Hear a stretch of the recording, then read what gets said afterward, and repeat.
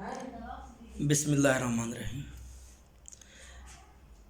میرے محترم بھائیو، السلام علیکم۔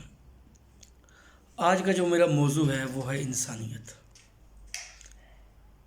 یہ ہمارا معاشرہ واحد معاشرہ ہے جہاں پر انسانیت کی قدر و قیمت ہی نہیں ہے۔ یہاں جتنے بھی ہمارے اقدار ہیں ان میں اور لوگوں میں کھلا تضاد پایا جاتا ہے۔ یہاں قول و فعل میں وہ تضادات موجود ہیں جو یوں سمجھیں کہ صرف بتائے تو جاتے ہیں، کہے تو جاتے ہیں، لیکن ان پر عمل درآمد نہیں کیا جاتا۔ جس طرح سے ایون کہ آپ کسی بھی مکتبہ فکر کو اٹھا لیں یا کسی بھی آپ یعنی کہ ثقافت کو اٹھا لیں، تہذیب کو اٹھا لیں، یا ہمارے اپنے جتنے بھی کلچرز ہیں، سسٹم ہیں، ان میں سے کوئی بھی ایسا نہیں ہے جو کوشش کرتے ہوں کہ بھی واقعی ایک انقلاب آئے، ایک سسٹم ہو۔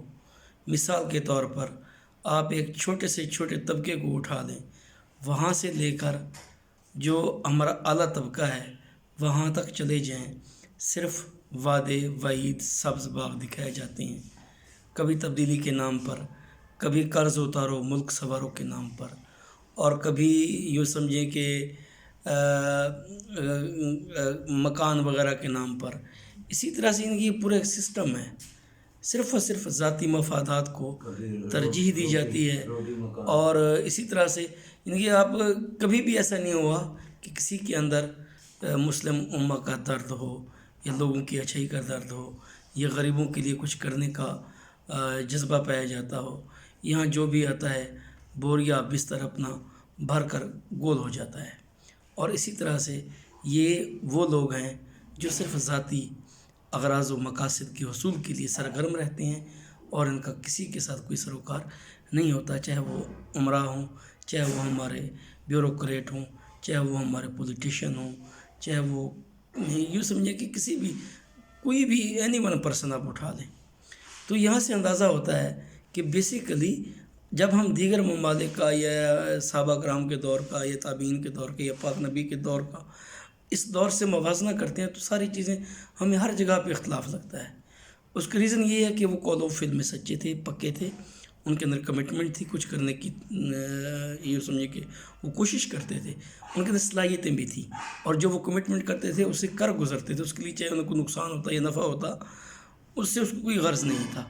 چاہے برادری روٹھ جاتی، چاہے دوست روٹھ جاتے، چاہے ناراض ہو جاتے، کچھ بھی ہو جاتا، سب سے مقدم وہ جو حق رکھتے تھے، سب سے مقدم جو رکھتے تھے وہ صرف اسلام کو رکھتے تھے۔ اسی وجہ سے وہ لوگ کامیاب ٹھہرے۔ اور اس وقت جو سب سے جو ہماری ناکامی کا باعث ہے وہ ہمارے قول و فعل میں تضاد ہے۔ اور دوسری بات یہ ہے، جہاں پر قدریں جو اقدار ہیں یعنی کہ وہ ختم ہو جاتے ہیں تو وہاں انسانیت کی قدر و قیمت باقی نہیں رہتی۔ جو چیزیں ہمیں ورثے میں ملی ہیں، جو مذہب اسلام نے ہمیں دیے ہیں، ہمارا حق بنتا ہے کہ ہم کو فالو کریں۔ اسی سے یہ وہ بنیادی چیزیں ہیں جس سے انسانیت، جو یوں سمجھے کہ ابھی بالکل جو انسان تو موجود ہیں لیکن ان میں انسانیت نہیں ہے۔ آدمی تو بہت سارے ہیں مگر آدمیت نہیں ہے۔ کہہ تو رجال کی کیفیت ہے، ہر جگہ نفس نفسی کا عالم ہے۔ بہرحال یہ ساری چیزیں تب ممکن ہو سکتی ہیں جب ہم بحیثیت انسان ان انسانی قدروں کا، اور یوں سمجھے کہ ہم ذہنی بالیدگی کا مظاہرہ کریں گے، جب یہ ساری چیزیں ممکن ہو سکتی ہیں۔ ادروائز یہ ممکن ہی نہیں ہے کہ ہمارے معاشرے میں کوئی انقلاب ہے، ہم کسی مہدی کی تلاش میں ہیں، کسی رہبر کی تلاش میں ہیں۔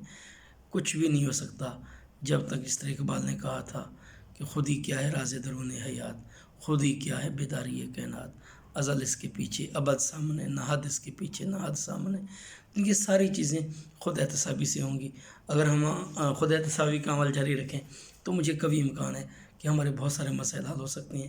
سب سے پہلے ہم جو بدلاؤ کا عمل ہے وہ اپنی ذات سے شروع کریں، اور اپنے سٹریٹ جو ہماری یوں سمجھے کہ گلی محلے کوچے، ایک ایک گھر سے ایک ایک فرد کے اندر جب احتساب کا عمل شروع ہوگا تو ہمارے معاشرے بہتر ہوتے جائیں گے، ہمارے گھر بھی، ہمارے قرب و جوار بھی، شہر بھی، قصبے بھی، گاؤں بھی، دیہات بھی، سارا نظام بہتر ہو جائے گا۔ ضرورت اس عمر کی ہے کہ ہمارے اندر ول پاور ہو، کمٹمنٹ ہو، انسانیت کے لیے انسانوں کے اندر درد پایا جائے۔ اس میں کوئی وہ نہیں ہے کہ بھی ہم کسی مکتبہ فکر کو یا کسی طبقات انتظام کے خواہاں ہیں، بلکہ یہ ہے کہ ہم کوشش کر سکتے ہیں اچھے سے اچھا تر ہونے کی. باقی جو ہم بات کریں کم از کم اس بات کو پورا کریں، جو ہم نہیں کر سکتے ہیں وہ بات ہی نہ کریں. تو میرے محترم پیارے بھائیوں، یہ گزارش تھی، کوشش کیا کریں وہ بات کریں جو کام کر سکتے ہیں، ایسی باتیں نہ کریں جو آپ کر نہیں سکتے. بہت شکریہ، بہت نوازش. اللہ حافظ.